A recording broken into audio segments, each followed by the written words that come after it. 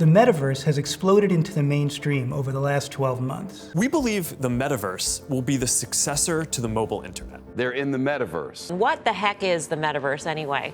For many people, it's the first time they've considered the implications, both positive and negative. Personally, I've been thinking about the metaverse for over 30 years, and while I'm still excited about the positives, I'm increasingly terrified about the dangers. And believe me, I wasn't always the one sounding the alarm. In fact, this is me in 1992. Back in the early 90s, I was a researcher at Stanford and NASA and the US Air Force, where I developed the world's first augmented reality system. The research was a success, showing we could boost human performance when merging the real and virtual into a single reality. But more importantly, I got to see how excited people were when they climbed out of the system with huge smiles. Now, 30 years later, major corporations are spending billions to bring the metaverse to consumers. They envision a world where virtual and augmented reality will touch all aspects of our lives. There is no doubt the metaverse is coming, and yes, it will be magical. But at the same time, it could greatly distort our world, spreading misinformation and polarizing society far worse than any form of media to date. It's not the technology that's dangerous. It's the prospect that large corporations will be able to use the metaverse to manipulate our experiences on behalf of the highest bidder, persuading us in ways that make social media seem quaint. But it's not too late. Here's what we need to do about it.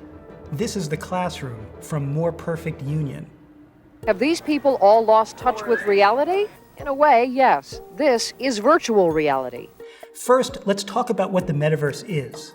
In today's world, we view digital content from the outside looking in. In the metaverse, we'll experience digital content from the inside, interacting with it all around us. And we'll do it together, in shared environments populated by our friends, family, coworkers, everyone. It can be fully virtual, where people are avatars. I would call that a virtual metaverse. It could also be layers of virtual content overlaid on the real world. I would call that an augmented metaverse. My view is that within 10 years, most people will spend at least 2 hours a day in the virtual metaverse, using it for shopping, socializing, entertainment, and targeted business applications. It will be very popular for short-duration activities, like television today. At the same time, I believe that within 10 years, the augmented metaverse will become the central platform of our lives. When people walk down the street, they won't be staring down at their phones. They'll be seeing content splashed all around them, embellishing our world with layers of information. You could use a Guinness right about now. Whether virtual or augmented, the metaverse has the potential for remarkable creative applications. But there are also great dangers. Social media platforms already track your behaviors online.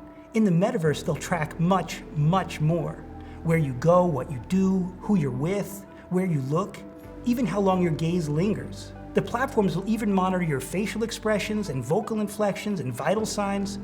I know this sounds creepy, vital signs, but smartwatches can already do this, and before long, the sensors will be built into your earbuds, tracking your heart rate, your respiration rate, your blood pressure, and they'll use this data to predict your emotions. Yes, this is a privacy concern, but to me that's just a small part of it. The bigger issue is what the platform providers will do with this intimate information. And what they will do is target you. After all, that's the big tech business model. Create a profile of people's behaviors and then sell it off to the highest bidder. We only have to look at the billions of dollars of venture capital money flooding into metaverse products to see that these tools of deception will be used on behalf of large corporations. It will be an advertising revolution. With AR and VR, marketing won't be the overt pop-up ads of today's internet, but subtle, simulated additions to our world that look and feel real. Think of the film The Truman Show. In the movie, Jim Carrey lives in a completely fake world. The whole world revolves around him.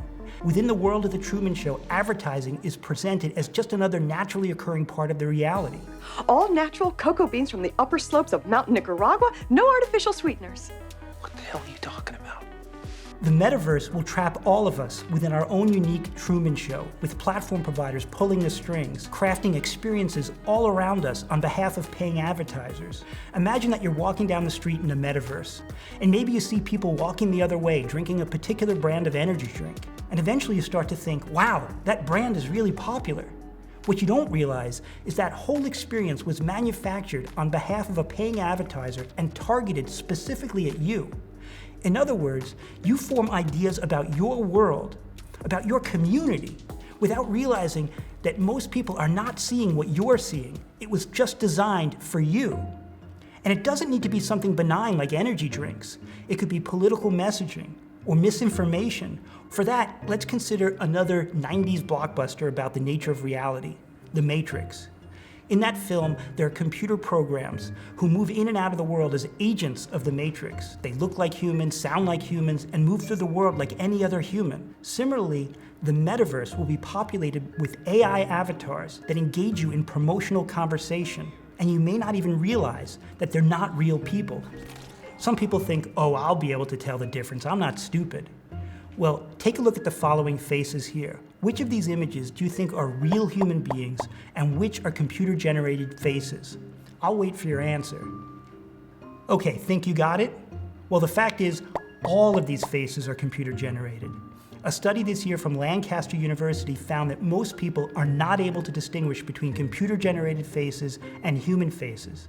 And not only that, the people surveyed found the computer-generated faces to be more trustworthy than the human faces. You might think, okay, fine, this is all scary. I'll just choose not to take part in the metaverse. Problem solved, right? No, it will feel no more optional than internet access feels optional today. You won't unplug your AR system because it would make important aspects of our world inaccessible to you, putting you at a disadvantage socially, economically, and intellectually. The fact is, the technologies we adopt in the name of convenience rarely remain optional. Don't get me wrong, the metaverse has the power to enrich our lives in wonderful ways. I am confident that AR and VR will enable surgeons to perform faster and better, construction workers, engineers, scientists, artists, everybody. But the metaverse also will make us far more dependent on the insidious layers of technology that mediate our lives. Sounds like a dystopian future, right? Well, it's not too late to change things. Right now, the metaverse is where social media was 20 years ago. The industry is so enthralled by the utopian possibilities, nobody is focused on regulating the dangers. Of course, we can all see how hard it is to undo the damage of social media now. We can't repeat this mistake with the metaverse, which means pushing for meaningful regulation now. Of course, the big question is, what should we regulate?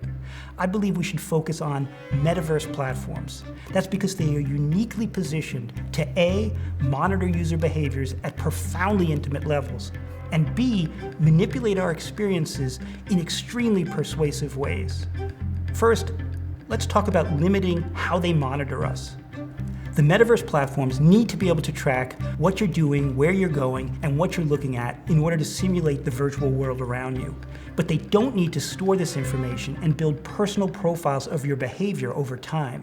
We need to place limits on behavioral profiling in the metaverse. Maybe even ban it outright. Otherwise, they'll be characterizing our whole lives, and eventually we'll be able to predict exactly what you're likely to do in almost every situation.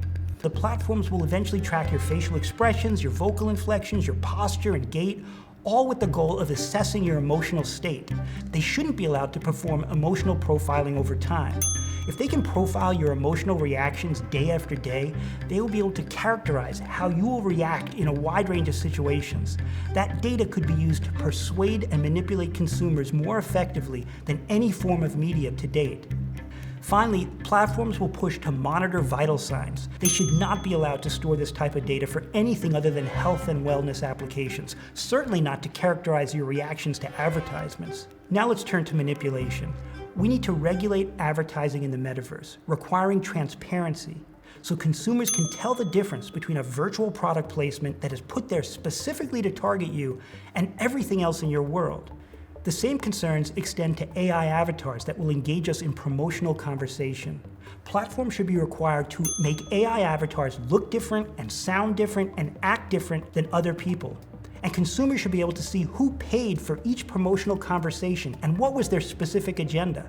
Unless this is regulated, we could all end up living in a metaverse that looks and feels natural, while behind the scenes, powerful corporations are manipulating our perception of reality for the highest bidder, without us even realizing it. That's not the future we want, which means regulation is both necessary and urgent. Politicians need to pay attention to this issue now. Like it or not, the metaverse is here, but what the future looks like is up to us. Thank you for joining us in the classroom, a series by More Perfect Union. We're taking on right-wing propaganda and telling the stories that corporate-backed media ignores, while seeking out solutions for a better future for all Americans. So join us, like and subscribe.